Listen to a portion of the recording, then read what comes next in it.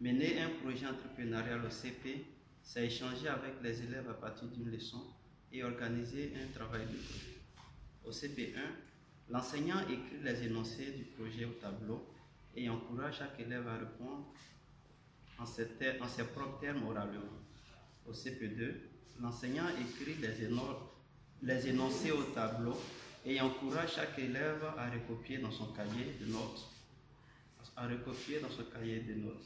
Si le niveau de lecture et d'écriture est bas, l'enseignant devra mener une activité orale en suivant le développement de la leçon à la page 4. L'exercice de contextualisation, qui a la capacité d'un individu à utiliser ses connaissances et ses compétences pour agir et produire des résultats afin de résoudre un problème, commence par l'observation et la mise en relation des éléments.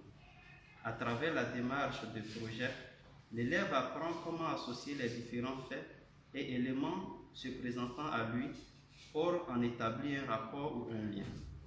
C'est cette culture qui fera de l'élève une personne capable de tirer profit de ses leçons de classe dans la vie actuelle. La contextualisation, qui est à la deuxième partie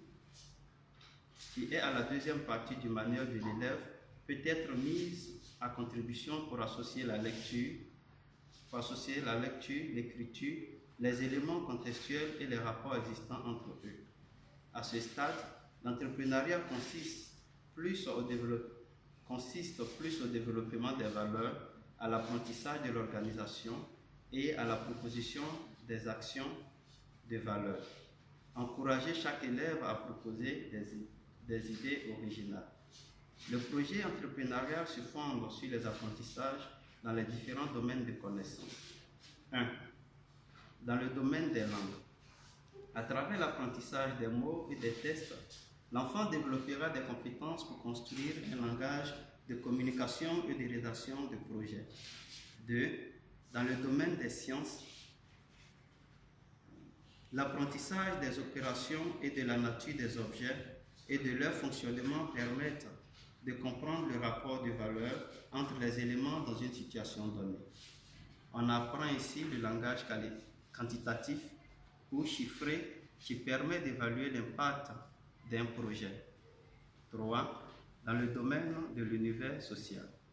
L'apprentissage des rapports sociaux et l'organisation sociale permettra à l'enfant de se situer dans l'échelle de la société et de se fixer des objectifs à atteindre en rapport avec sa personnalité et les enjeux de développement. 4. Le domaine des arts. À travers le bricolage et l'expression musicale, l'enfant découvre le développement de ses aptitudes à créer des concepts liés à la beauté, à l'agencement et au divertissement. Ici, il apprendra comment associer le besoin à l'expression artistique afin de créer de la valeur. Tableau des habiletés et des contenus d'un projet. Tout projet mené en classe vise à installer les habiletés ci-après chez l'apprenant. Habileté, contenu, observation. Habileté.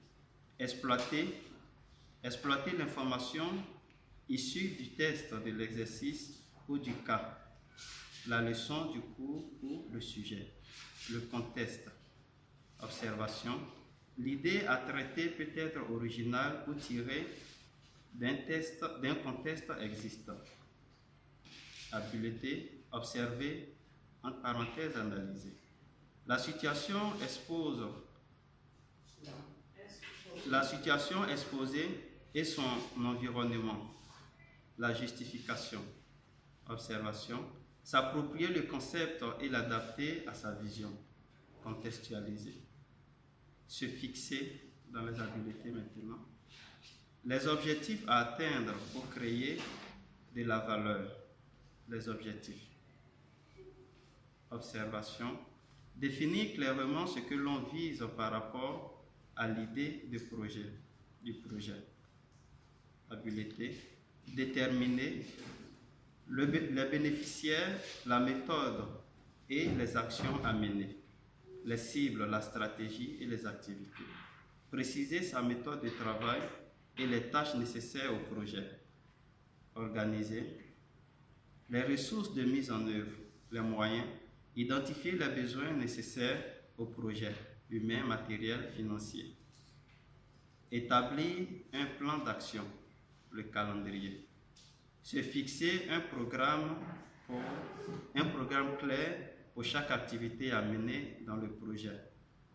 Identifier les menaces actuelles ou potentielles au projet, les risques ou les solutions. Anticiper sur les frais internes et externes pouvant nuire au projet. Valoriser les projets.